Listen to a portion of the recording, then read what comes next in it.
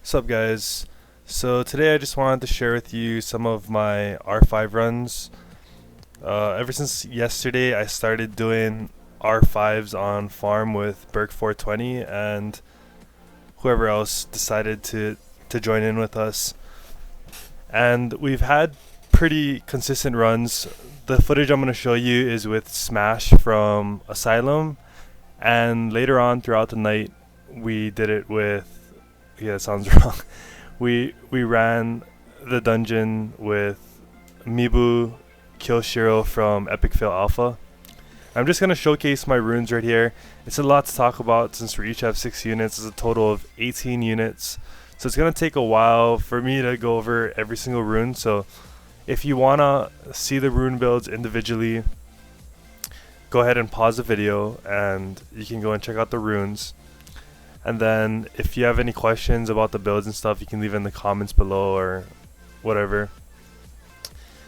Going over the builds, nothing's really changed in terms of the last tutorial video that I had made regarding speed clearing R4, except I decided to go a little more tanky. So as you can see on the left and right, myself and Smash are going a little more tanky than we would in R4.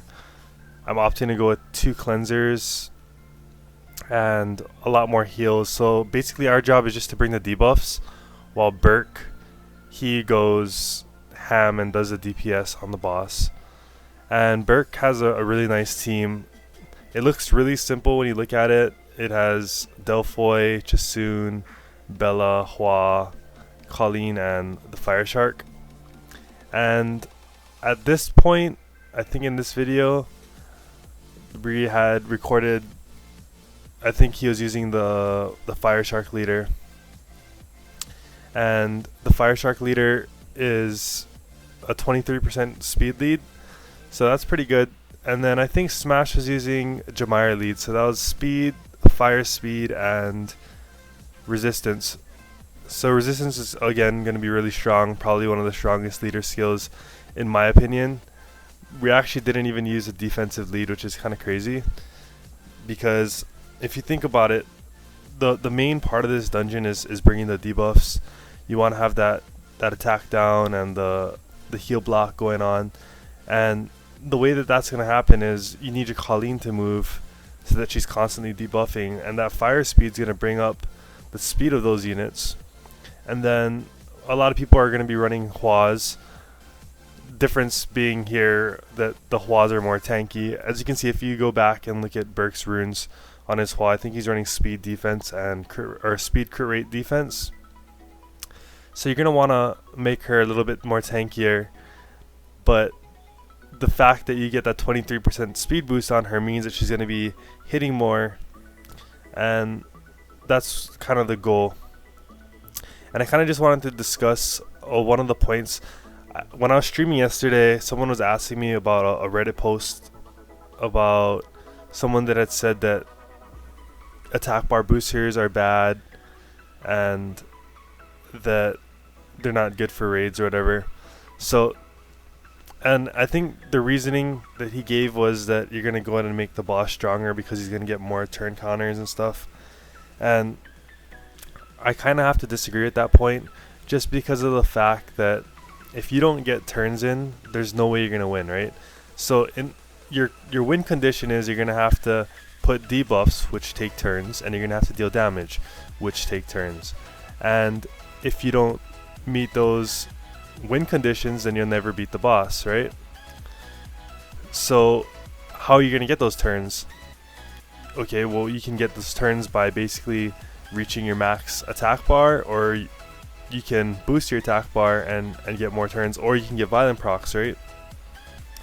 So if you're not, like, what I'm trying to say is it's going to happen anyways. If you plan on beating the boss, you're going to have to get those turns in. So just because the boss gets stronger or whatever, it gets harder to beat, like, if you get more turns in, doesn't mean that you don't want to get any more turns. It just means that that's part of the boss's abilities, and it's something that you're gonna have to deal with.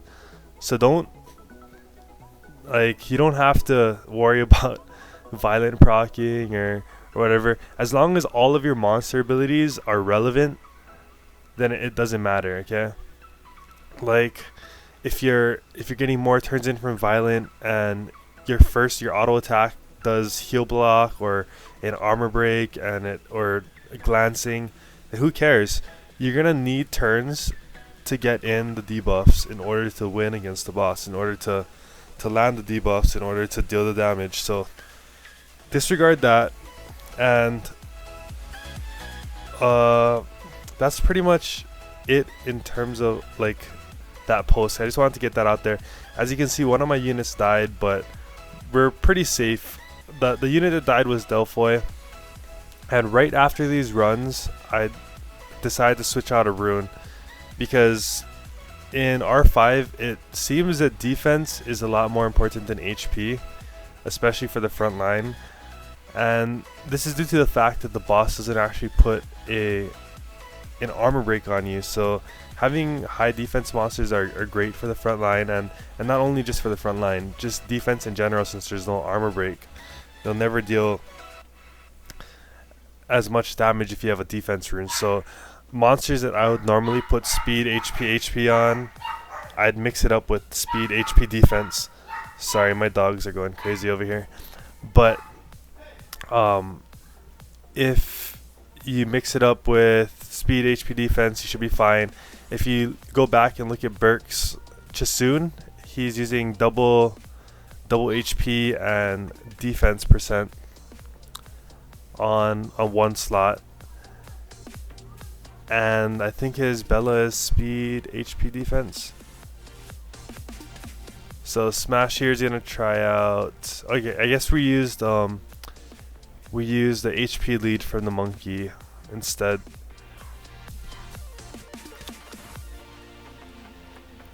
And something to note too is Berk's Hua is freaking crazy. It's 240 speed before the shark buff, and after the shark buff it has another 23% speed, which is crazy, and it's on Violent Revenge. Speed, crit rate, defense. So that's why his team looks so simple. But if you look at the runes on his monsters, like, Berk's always had crazy runes. So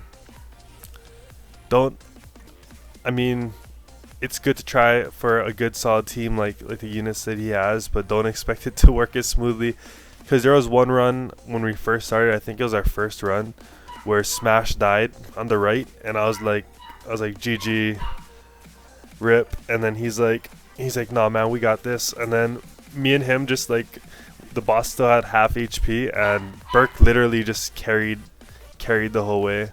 That was pretty crazy. So yeah, I don't think much has changed since the last R4 video that I made. Just that you want to get more tanky, you want to bring in more cleansers. I think pretty much all around across the board everyone wants to have Colleen. Like, Colleen should be a staple here.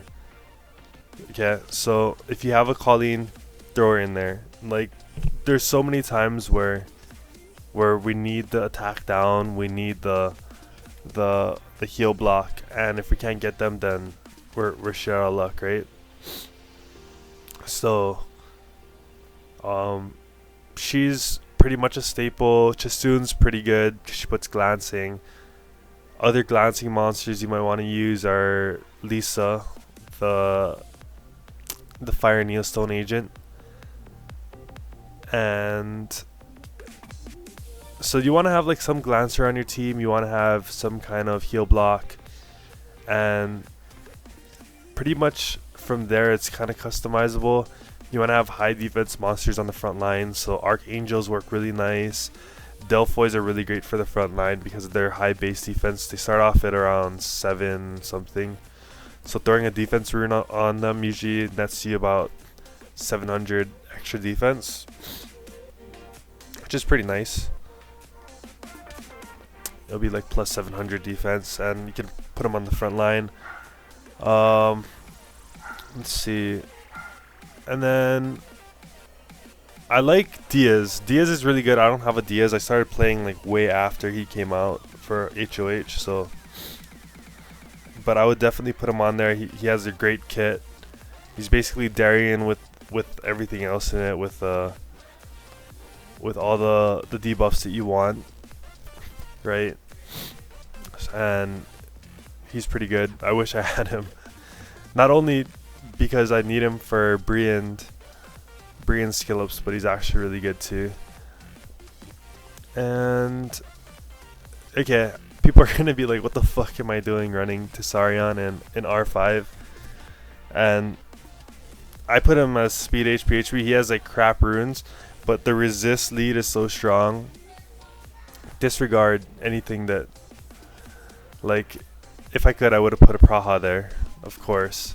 That would have made it easier. But if you have a Tessarion and your team doesn't have a resist lead, I recommend just having a Tessarion rune on the side, speed, HP, or speed, HP defense, violent revenge, just so that in case you get paired up with someone else, you end up having a resist lead, because you never know when one of your teammates doesn't have a Praha or Tessarion or whatever. It's just good to have.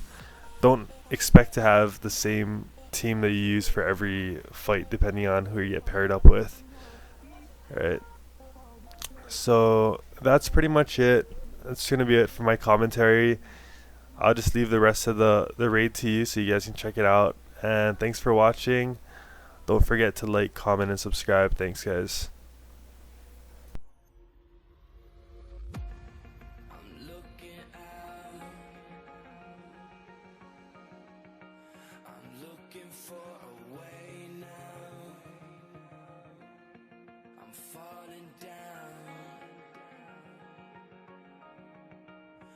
Falling out of place now.